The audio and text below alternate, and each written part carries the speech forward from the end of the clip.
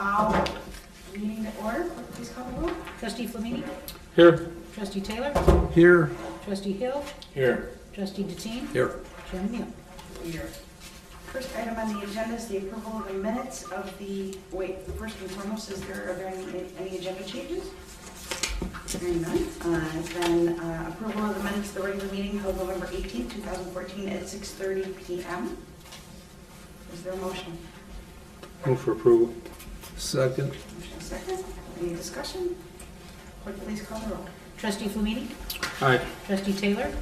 Aye. Trustee Hill? Aye. Trustee Deteen? Aye. Chairman Neal? Next item on the agenda is citizens' comments. Are there any citizens' comments? Hearing none. Authorized bills for payment. Trustee Taylor. So moved. Second.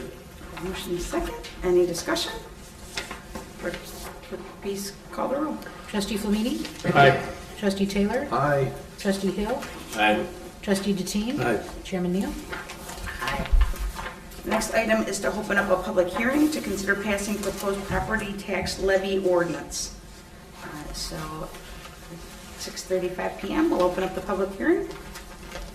Is there anyone to come before the town board on the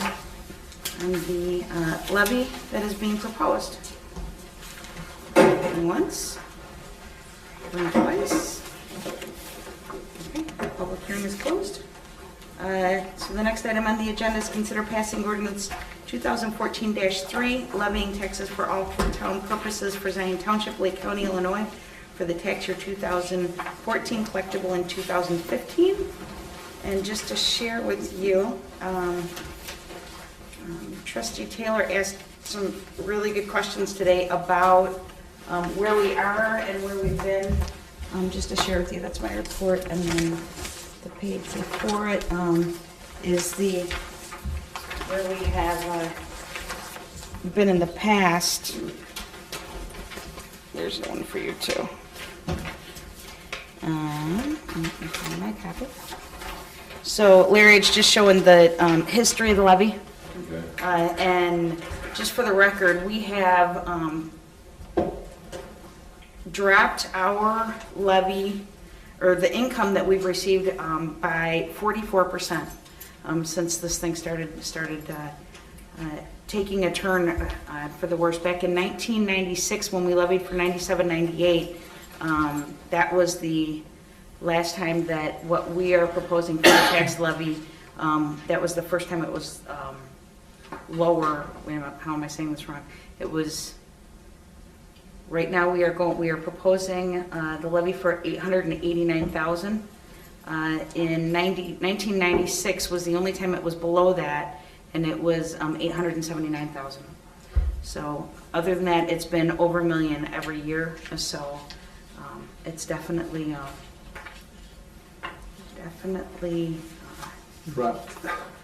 something to consider. So Larry and I have already, we've talked a little bit, and we'll figure it out. We always do. There's no cutting staff. We're at the bare minimum with staff that we can do. So what we're going to be looking at again, unfortunately, is more services that we have to cut. Larry's whole responsibility is making sure that the appraisals get in and that the books get closed on time, and our whole job is to make sure that people that are in need of resources, that we connect them to the right emergency resources. So I think we do that really well. We'll have to tighten the belt a little bit more, and hopefully we'll get through this. So. Is this the maximum amount that we can levy? Yes, it's the maximum amount that we can levy, and it's probably not what we're going to get. Right, I understand yeah. that. So this is best case scenario. But so, that's still a 12% reduction from last year. It is a 12% reduction, but because we were able to, because our staff has gone down, our IMRF and the Social Security Fund have both gone down. So collectively it's 12%, but for general assistance and town fund, it's down 7%, just so you know. Are there any questions? What happens if we get the amount that or we get less than the amount that you're projecting here of $889,000? and we have more requests for funding from the needy than we have in the fund. What's the state statute dictate? So emergency assistance is not mandatory to provide. So that'll be one of the things that we're looking at. One of the things that my team is focusing a lot on is finding the other resources so that we can better serve our residents by direct connecting them. The LAHEAP funds at next month's meeting will have the results of the funding that we were able to tap into by our team actually doing the energy assistance appointments instead of sending our residents down to CAP office in Waukegan, and some of the other resources. We work with a few different foundations in every way we can. So general assistance is different. General assistance is provided for an individual who has no income, no means of an income. So if they have kids, they go through TANF. If they're veterans, they go through veterans assistance. If they're disabled, they go through disability. But in the meantime, our team works with them to either get back into the workforce or get on disability, one or the other. And we're mandated to provide that service. And what if we don't have enough money to provide that service? We have to have enough money to provide that service. There's not an option. And Where's so it come that's, from, though? what's that? Where does it come from? Well, from the general assistance fund, and it's our responsibility to make sure that we have that money. So if it means that we can no longer provide emergency assistance, to make sure that we have the money for the general assistance, we just have to manage our money wisely to make sure that we have the money for that program.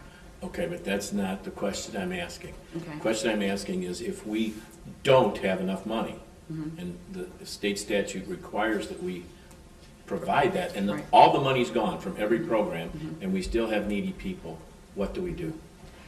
I would have to do some research to find that out. I know that when I got elected, I actually had to go to the bank and borrow money to make payroll. So some of the things that we might have to do creatively to get us through that, I do not know how we will do that. It was, Can the township issue tax anticipation That's what I loan? was just thinking. Just taxing body. yeah. We're hoping that we don't get to that. Right, I mean, I our goal get- is to just, make it this close to the bottom and surf it as we come back up. There's a few things going on in the community that we're really hoping that it will bring it up. A lot of the work that you guys have been doing.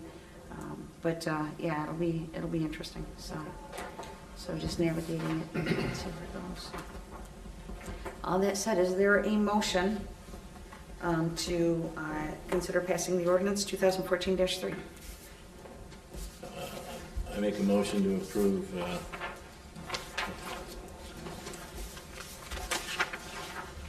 ordinance 2014-3, the tax levy ordinance for Zion Township, in the amount of,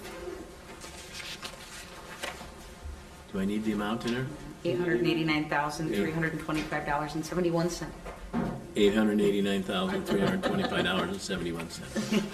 Second. Okay, motion and second. Any discussion? Clerk, please call the roll. Trustee Flamini? Aye. Trustee Taylor? Aye. Trustee Hill? Aye. Trustee Deteen? Aye. Chairman Linger? Aye. Item 9, assessor's report. Not much is going on. Real quickly, the senior freeze forms are going to be mailed out probably mid-February. So I want seniors to make sure that they get their senior freezes in. And basically, we're working on 2015 values. So we get our books in probably in July or August this year.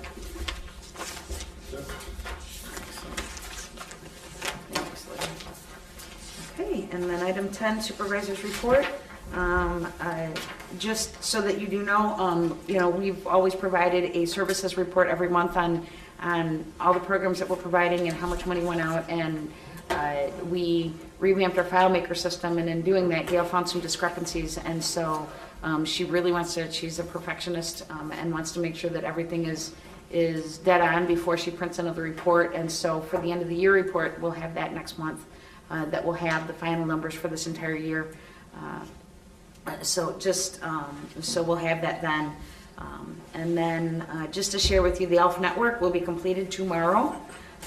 Zion Township, Zion Elementary, Zion Benton Township High School, and Beach Park School social workers identified 94 families that will be supported at Christmas by Santa for the Very Poor, as well as Kiwanis, Zion Mitten Goose Lodge. Thank you, Larry. He doesn't have his elf hat on, but he does have one.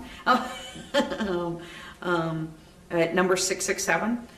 Zion Elementary Personnel, Wesley Free Methodist Church, Razzle Dazzles, Bernie's Books, as well as Love Inc. worked with area churches to provide clothing, and Christ Community Church provided a wonderful dinner for the families.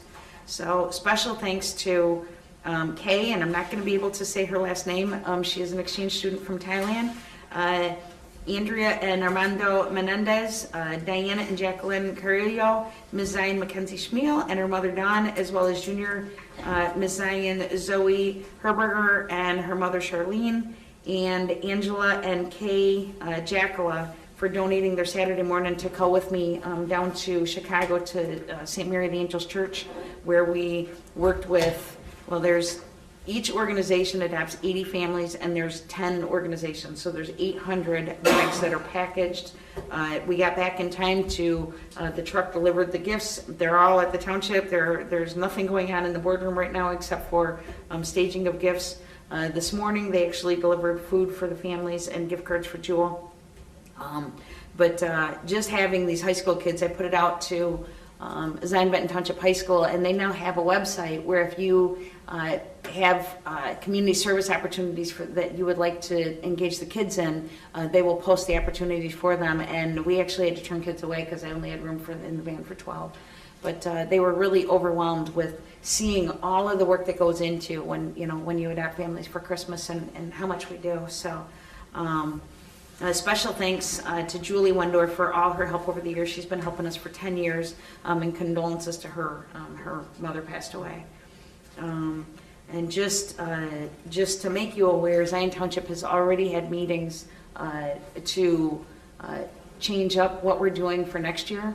We're looking for a church, preferably that would be willing to organize the gift-giving piece, and we want to specifically meet with each one of the families and sit down with them and find out what's going on in their life that they're struggling and they can't do Christmas, and help them to actually connect with resources and create a life plan that maybe some of the families can't because of situations, but a lot of them, I think they just haven't had the opportunity to sit down and brainstorm and have somebody to help them create a plan. So our goal is to organize the list, and then just do that specific piece and find a church that's willing to do the gift giving. So looking forward to that. Brochures to help residents and partner agencies better understand what all Zion Township does are available in the office, and I have a few here if anybody is interested. Consumer credit counseling services are available for one-on-one consultation at Zion Township each Thursday. You call Consumer Credit Counseling to make an appointment, and we have a gentleman by the name of Gregorio that comes to our office on Thursdays and sometimes on Fridays, and we have clients, because if you get emergency assistance, you have to go through a Consumer Credit Counseling appointment just to try and come up with a better understanding and a plan, and we have not had a single solitary person go through that was not completely grateful that we do mandate that. And Gregorio is just incredible. He's bilingual, and he's sympathetic, and he's very educated and helps people understand. So we appreciate him very much. The community character words have been chosen and defined. Watch the ZB News, the ZB Guide, and ZB Community Character Facebook page on January 1st. We will be doing a pre-launch article thanks to Mona at the ZB News in the Christmas edition, as well as working on the Facebook page and some other things. So we're really excited about that. We had the community character walk this summer, and our goal with that walk was to have 300 people attend. That was the goal, and we were just hoping we could make that goal. We had over 850 people show up. It was the most powerful evening, and it was the weather was horrible, and but everybody showed up and did it. So that group that did the community character walk has agreed to help move this forward and implement the community character as we move forward. So I'm really excited about that. As part of it, the Zion Township has partnered with the Zion Elementary District to create a youth leadership team. Youth are being trained in the 7 habits of highly effective teens that I'm a trainer for. And at the meeting on December 10th, youth assisted in defining the actions that residents can take to show what respect and responsibility look like in the community, businesses, parks, and the travel areas. This information will be shared with the Community of Character Committee. So we've got the kids really engaged in helping to like implement this in the community. They've been doing it for over 5 years in the school district. And so they're kind of excited. We actually had a conversation. I asked them the question Sandy Dixon was there from the ZB News about why it matters. Why does it matter that adults model good behavior? And the kids, I mean, it was incredible. Just the answers they came up with. They broke it all the way down to, I want to be proud of my community, and if the adults aren't acting right, then the kids don't have to act right. Then people that like live around us think that like we all act bad, and then we get a bad reputation. I mean, they were just going through this whole thing, and I was just, we have got some incredible kids in this community that want just as much for it to be a good community as we do. So I'm excited to have them engaged in it. We just started involving Suzanne Swanson from Zion Benton Township High School leadership team. She's working with us to get some high school kids working with the younger kids. So it's a really incredible effort that we're doing. So, and if anybody has not heard, the building across the street from Zion Township is now being rented by the Lake County Health Department Behavior Services to provide the Williams Consent Decree program, which enables qualifying individuals with mental illness professional support to live independently. It will be opening at the end of January, hopefully. So I called the health department, and that's what I read, and I asked her, and she said, actually, it's people that are trying to overcome substance abuse issues and mental health. So it's a drop-in center. It came from a lawsuit, money to help support people in recovery, instead of just getting people into treatment and then they come out and there's no place for them to go to, to really be able to anchor in recovery. It's a center, and it's run by the people that go there. They've got four full-time staff that will be working with them, and thought it was interesting that it's right across from the township, and that's a lot of the clientele that we work with too. So hopefully it'll be really synergistic, and we'll have some good outcomes partnering with them. So, and then last but not least, Zion Township will be closed December 24th and 25th, as well as December 31st and January 1st for the holidays. We are going to be very short-staffed from December 19th through January 5th due to much-needed vacations by staff. So just to warn anybody, it's going to be me and one case manager. My team is much better than I am, so I will do the best I can answering phones and taking care of the office, but they want a vacation, and so I always try and make sure that I can cover the office, and anybody that wants to take off can over the holidays. So just forewarning you, we'll do what we can. So that is it for this month. Anything else to come before the board? Is there a motion to adjourn? So moved. Motion, is there a second? Second.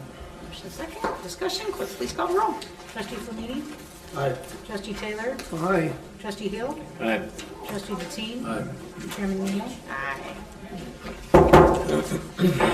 Please.